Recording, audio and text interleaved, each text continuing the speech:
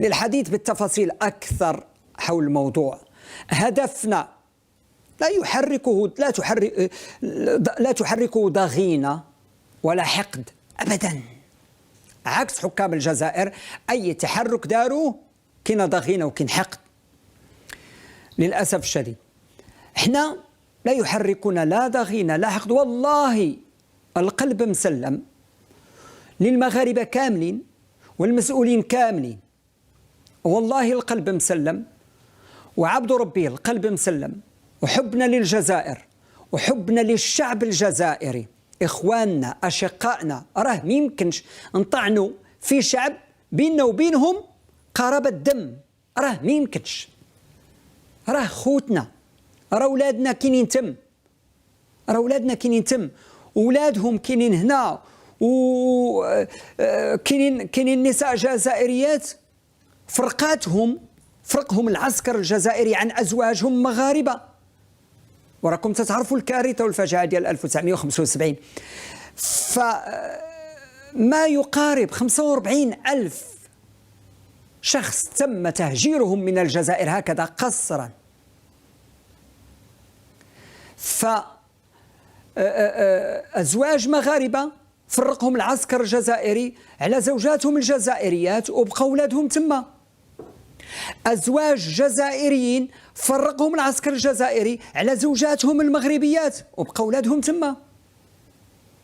فضيحة عالمية ما تديروها إلا الأنظمة الدكتاتورية النازية الفاشية، هي اللي تدير هادشي على عين. فيعني الجزائريين خوتنا وأحبائنا وأشقائنا، وملي تيجيو عندنا نستضيفهم وبالقلب الكبير، بالقلب الكبير.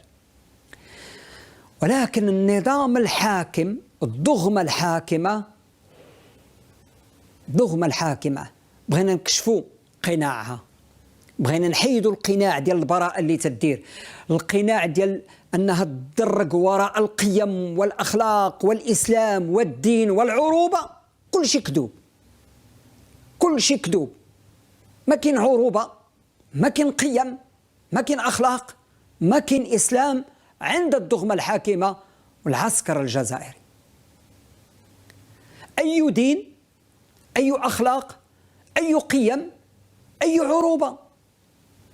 وهم من افتعلوا حرب الرمال في الستينات، مع بداية الستينات مطلع الستينات، هم من افتعلوا حرب الرمال، هم من هجموا على فيقيق وقتلوا العسكر المغربي، هم، ونحن كنا في لحظة دفاع.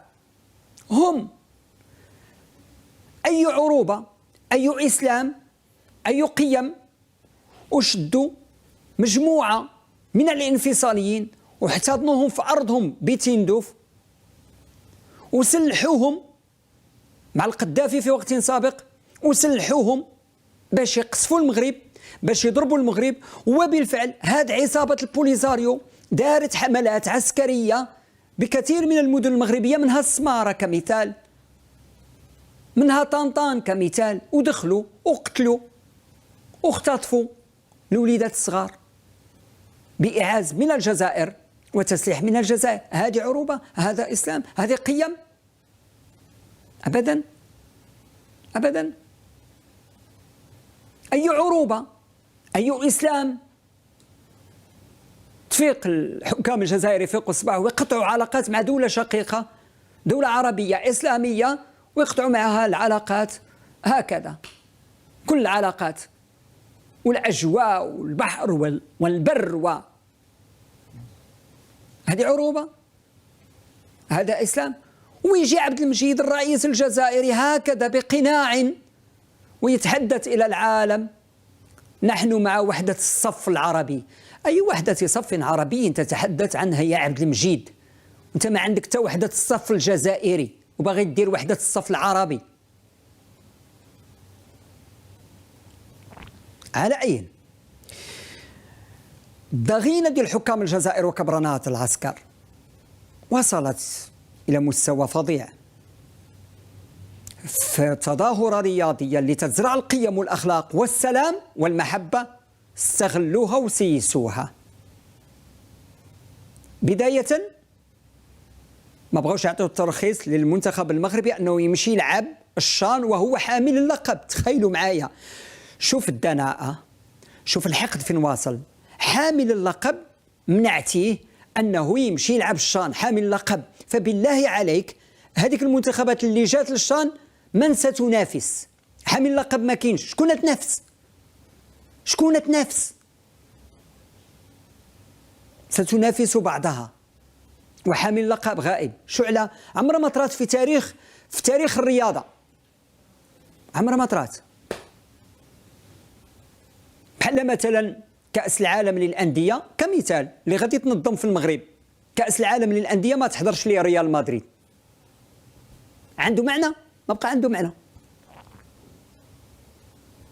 ما عنده معنى. أو ما تحضرش ليه الوداد البيضاوي اللي هي بطلة إفريقيا، ما عنده معنى. إذا هذا منهج حكام الجزائر في الشان، غريبة سابقة ما عندها معنى.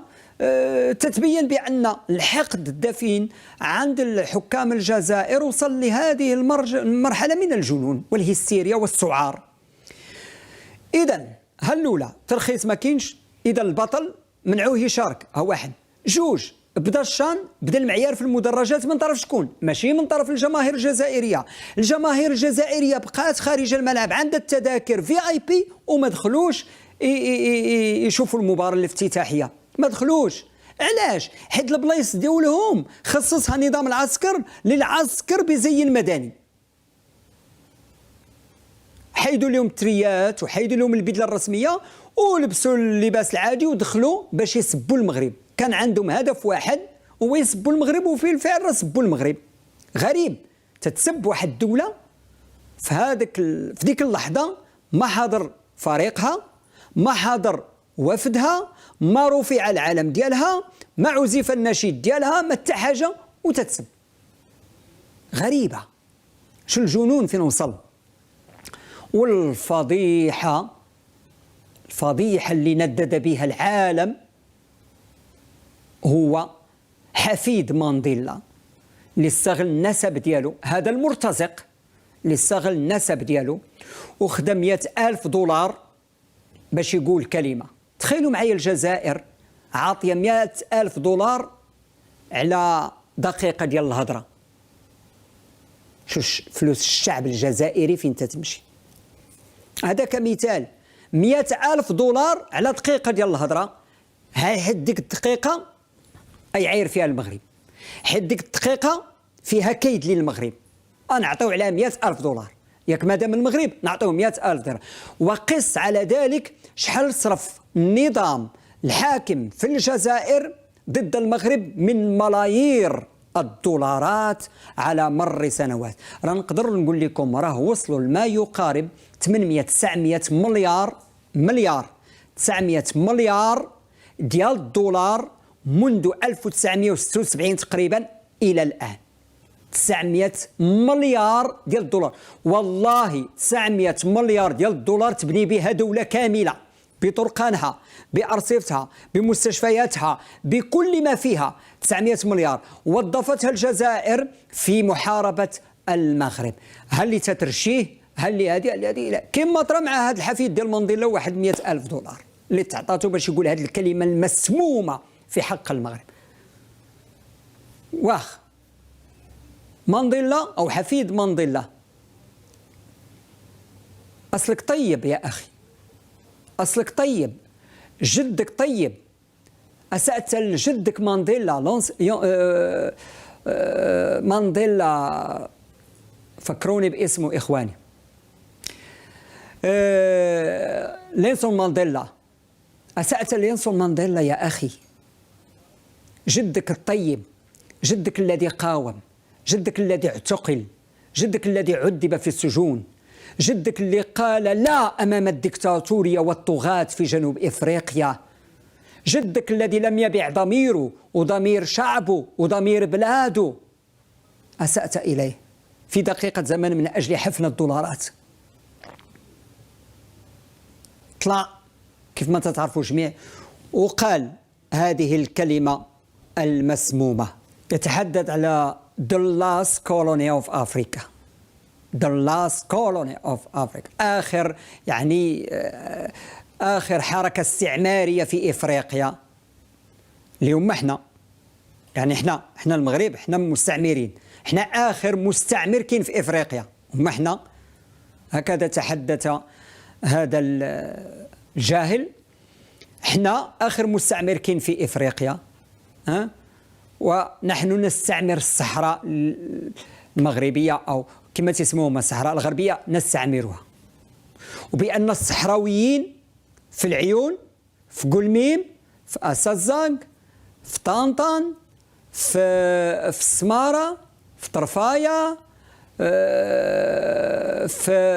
في القرقارات، في القويرة، في الداخلة، في الواد الذهب، في كل منطقة صحراوية كلها، في الطاح، في الوطية، في كلها، أن كاع هاد المغاربة اللي عايشين تما وهاد الصحراويين اللي عايشين تما كلهم الآن راهم مستعمرين حسب أسطوانة الجزائر. وهاد الجاهل أو هاد المرتزق أنهم كلهم عايشين الآن تحت وطأة الاستعمار، وأن المنطقة كلها منطقة عسكرية. ملي تسمعهم بحال هكا، بحال دابا هذا تيهضر دو لاست كولوني اوف افريكا، اش تقول؟ شنو دابا شنو ملي تيقول دو لاست كولوني اوف افريكا؟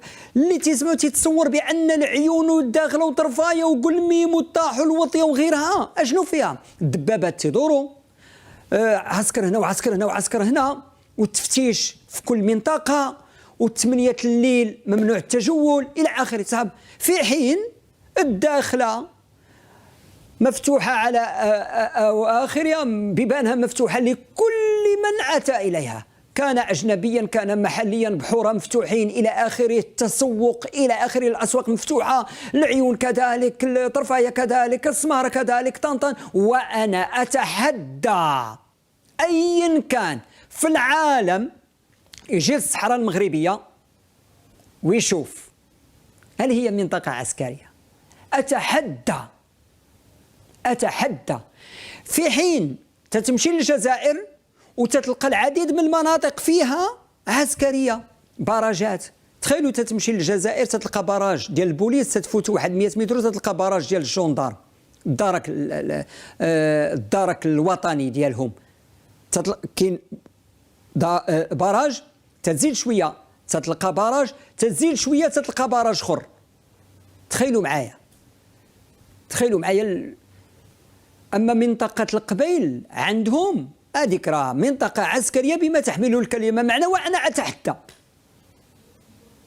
نمشيو نديروا زيارات إلى مناطق القبيل في الجزائر ونشوفوا العسكرة ديال بصح، ونشوفوا المخابرات اش دايره في منطقة القبيل، واجيو نديروا زيارة في العيون، في الداخلة، في طرفاية، في السمارة، واجي تشوف كيف تمارس الفنون، كيف تؤدى المسرحيات.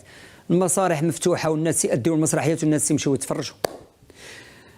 لي بوديوم كاينين والسهرات وغيرها. اللي بغى يخرج مع الجوج الليل يدور في الشوارع ويشم شوية النسيم يخرج يدور. اللي بغى يخرج مع الصباح يخرج، اللي بغى يصلي الفجر تيمشي يصلي الفجر، اللي بغى يجلس في قهوة تيجلس في قهوة، اللي بغى ياكل ساندويتش يمشي ياكل ساندويتش، اللي رشقات لي انه يمشي يعوم في البحر تيمشي يعوم في البحر، اللي رشقات لي تيقول خصني نمشي للكتبان الرملية وندير حمام رملي تيمشي. عرفتي سائح اجنبي مغربي كيفما كان، اقاليمنا الجنوبية فيها واحد الرخاء وفيها واحد السلام وفيها واحد الامن والامان ما اروعه.